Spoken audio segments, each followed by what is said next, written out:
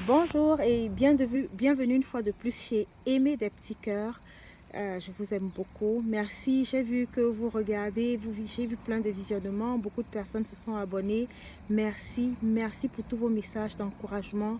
Ils me vont droit au cœur et en réalité, ils m'encouragent beaucoup. Donc, continuez à liker, continuez à aimer et puis le Seigneur, lui seul, il saura comment il va nous guider. Parce que c'est lui qui a commencé et c'est lui qui va terminer. Et il est fidèle. Parfait. Aujourd'hui, je vais aborder une série de thèmes qui est Chéri, ton chéri. Ah oui, c'est surprenant, n'est-ce pas? Chéri, son chéri. La Bible ne dit-elle pas que c'est l'homme qui doit aimer la femme? Oui, mais moi je vais te dire de chéri ton chéri. Je vais te dire de chéri ton mari. Je vais te dire de chéri ton époux. Je vais te demander de chérir le père de tes enfants. Donc, j'intitulerai cette partie la partie 1. Chéri, ton chéri, partie 1.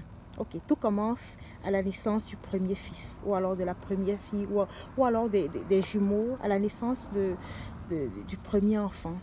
Qu'est-ce qui se passe? C'est généralement tout chambouline dans la maison et puis toute la priorité, le centre d'intérêt devient l'enfant. Ça, c'est une grosse erreur que les parents font. C'est une grosse erreur que nous, parents, nous faisons. C'est une grosse erreur que j'ai aussi faite.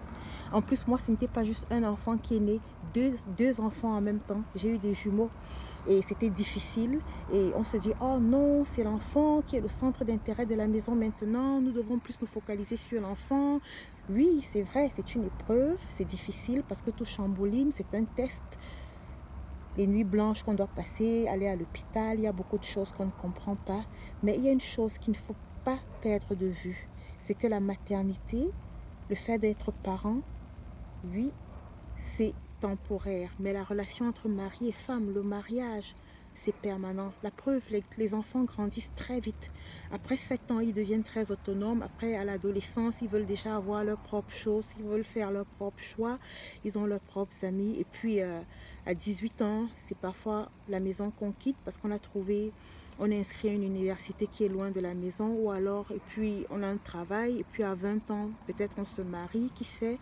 Bref, le fait d'être parent ou encore la parentalité, elle est vraiment de passage. C'est vrai que tu es parent toute la vie, mais cet instant que tu consacres à ton enfant est passager, est temporaire.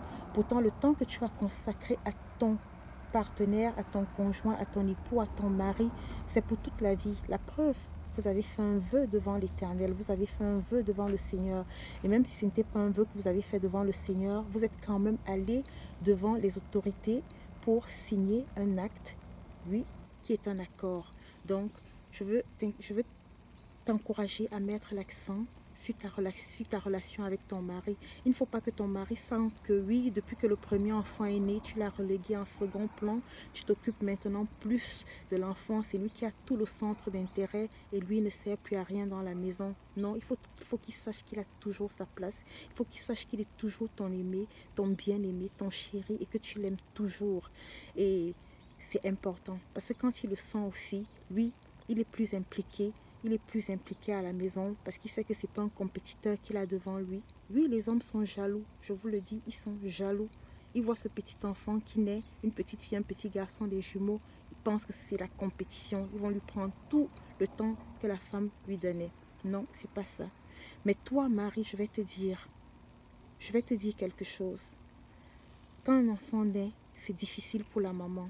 Il y a l'allaitement, il y a les douleurs de l'enfantement, il y a beaucoup de choses. Il faut que tu prennes ta place, il faut que tu sois plus actif à la maison, il faut que tu puisses pouvoir faire à manger pour elle, parce que c'est pas souvent sûr qu'elle pourra se lever pour faire à manger. Et des fois, elle est fatiguée. Il faut que tu le comprennes. Il ne faut pas que tu la harcèles le soir ou la nuit. Non. Et si vous avez déjà des enfants, des plus vieux, quand tu rentres du travail, tu peux les prendre. Tu sors, tu les amènes dehors. Vous faites une promenade. Ça va libérer du temps pour la maman afin qu'elle se repose. Et en plus, les plus vieux se sentiront très importants. Parce que rester avec la maman à longueur de journée, c'est pas toujours facile. Mais s'ils sortent avec papa, ils sauront qui sont importants et qui sont des petits messieurs, ils entrent dans la voiture ou alors ils vont faire une marche, ça leur fera du bien. Non seulement ça, ils se sentiront aussi importants d'aller jouer dehors. C'est très, très, très apprécié. Et de passer du temps de qualité avec papa tout seul. C'est ça. Je vous aime beaucoup. Ça, c'est la partie 1. Je vais vous dire, maman, Ne néglige pas ta relation avec papa parce que le bébé est né.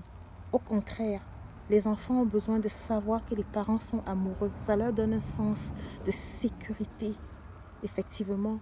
Parce que lorsqu'ils sont dans une maison où ils ne voient pas les parents se dire je t'aime, être amoureux, c'est déstabilisant. Peut-être ils ne vont pas le dire, mais c'est très important qu'ils sachent que vous vous aimez, que vous vous entendez. Mais maman, garde la place de papa à papa et ne permets pas que l'enfant vienne la lui prendre. Que Dieu te bénisse, je t'aime très fort. C'est la première partie de la série. On va continuer et bonne journée. Motema, je t'aime, I love you, ich hab dich sehr, sehr lieb. Tschüss.